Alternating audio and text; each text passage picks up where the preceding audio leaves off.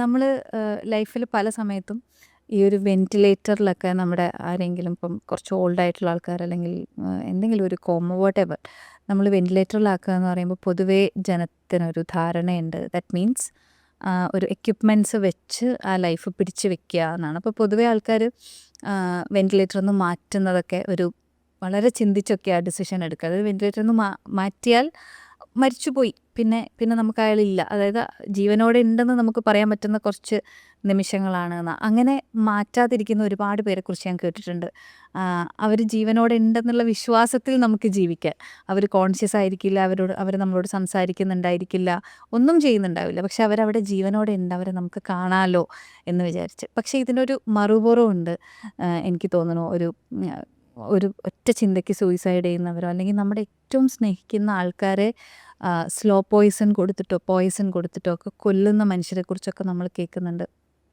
ഇങ്ങനത്തെ എന്തെങ്കിലും ഒരു എക്സ്ട്രീം എക്സ്പീരിയൻസസ് ഡോക്ടർക്കുണ്ടോ? ഫറാദ് പറയുമ്പോൾ തന്നെ ഞാൻ ഒരു ഉദാഹരണവും കൂടെ പറഞ്ഞിട്ട്, ഇതൊരു സ്പെക്ട്രത്തിൻ്റെ രണ്ട് അറ്റമാണ്.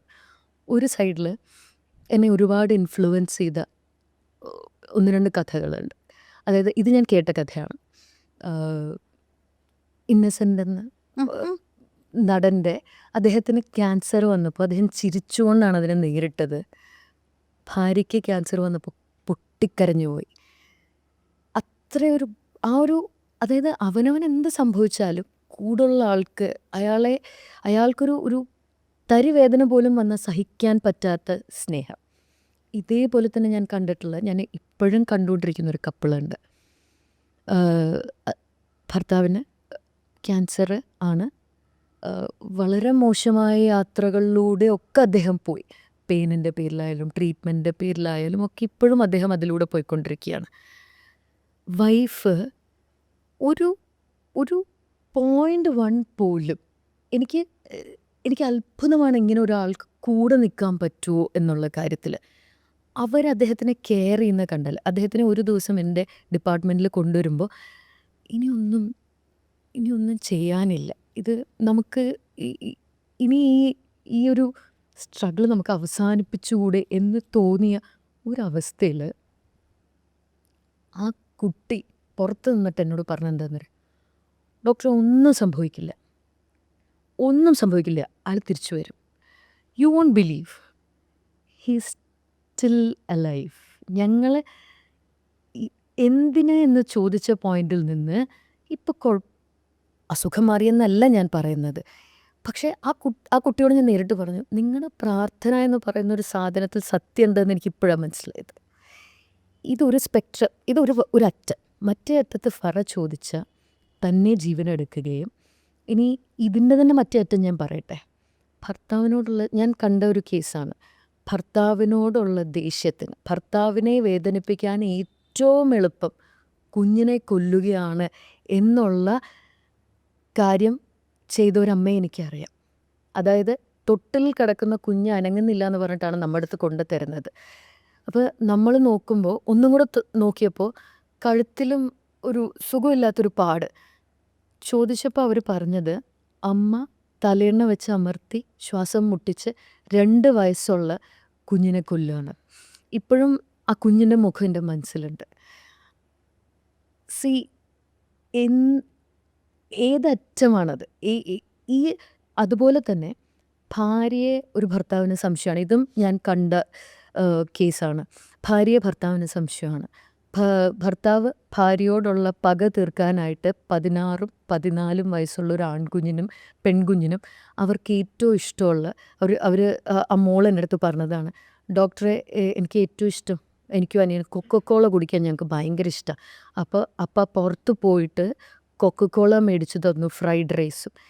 ഈ കൊക്കക്കോളയിൽ വിഷം കലർത്തിയിട്ട്, അത് ആ വിഷം എന്ന് പറഞ്ഞാൽ ഞാൻ ആ വിഷത്തിൻ്റെ പേര് പറയുന്നില്ല, പോയ്സൻ്റെ പേര് ഞാൻ പറയുന്നില്ല. 99% of the people dye with it. നമുക്കൊന്നും ചെയ്യാനില്ല. അൺഫോർച്ചുനേറ്റ്ലി ഞങ്ങൾക്കൊന്നും ചെയ്യാനില്ലാത്തൊരു പോയ്സണാണത്. അത് വെന്റിലേറ്ററിലേക്ക് ഇട്ട് കഴിഞ്ഞാൽ മരണം കുറച്ചും കൂടെ ഫാസ്റ്റർ ആവും എന്നല്ലാതെ ഒന്നും ചെയ്യാനില്ല. ആ ഒരു പോയ്സൺ കൊടുത്തിട്ടാണ്, അതായത് മരിക്കണം എന്നുള്ള ഉറച്ച ഉദ്ദേശത്തോടെ മൂപ്പര് കിണറ്റിൽ ചാടി മരിക്കുകയും ചെയ്തു. ഈ 2 കുട്ടികളെ ഞാൻ ജോലി ചെയ്യുന്ന ആശുപത്രിയിലേക്ക് കൊണ്ടുവന്നു. ഇവർ ICUവിൽ ഞാൻ കാണുന്ന സമയത്ത് ഇവർ രണ്ടുപേരും അപ്പുറത്തും ഇപ്പുറത്തും കിടക്കുകയാണ്.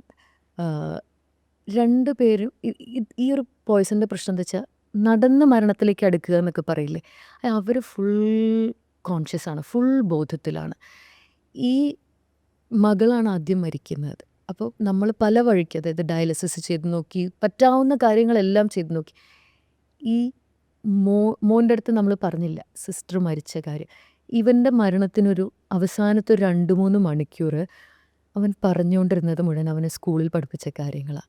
അവന് 8ാം ക്ലാസ്സിലോ 9ാം ക്ലാസ്സിലോ പഠിക്കുന്ന പയ്യന്, പഠിക്കാൻ മിടുക്കനായിട്ടുള്ള അവൻ പഠിച്ച ഏതോ ഒരു സബ്ജക്റ്റ് അവനിങ്ങനെ കംപ്ലീറ്റ് ബൈ ഹാർട്ട് ഇങ്ങനെ പറഞ്ഞുകൊണ്ടിരിക്കുകയാണ്.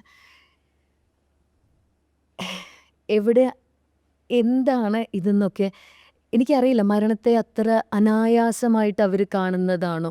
ജീവിതം എത്ര എളുപ്പത്തിലാണ് അയാളുടെ ജീവൻ എടുക്കുകയും അയാൾക്കൊരു അവകാശവുമില്ലാത്ത 2 കുട്ടികളുടെ ജീവനാണ് അയാൾ എടുത്തത്.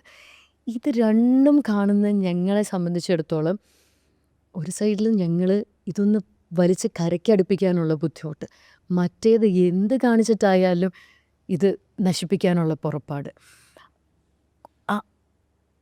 എനിക്കറിയില്ല ഫറ, ഇതൊക്കെ എങ്ങനെയാണ് ആളുകൾക്ക് മനസ്സിലാകുന്നതെന്നോ എന്താണ് ഇവരുടെയൊക്കെ മനസ്സിലെന്നോ പലപ്പോഴും പിടികിട്ടാറ് പോലുമില്ല. ഇതൊക്കെ കാണുമ്പോൾ ഓപ്പോസിറ്റ് സൈഡിൽ നിൽക്കുന്ന ഞങ്ങൾക്ക് ഈശ്വര, അയാൾക്ക് 1 മിനിറ്റ് ഒന്ന് ആലോചിച്ചിരുന്നാൽ കുട്ടികളെ വെറുതെ വിടായിരുന്നില്ലേ? ആ അമ്മയ്ക്ക് ആ പാർട്ട്ണറെ ഡിവോഴ്സ് ചെയ്താൽ തീരാവുന്ന പ്രശ്നങ്ങളല്ലേ ഉള്ളൂ എന്നൊക്കെയാണ് നമ്മൾ ചിന്തിക്കുന്നത്.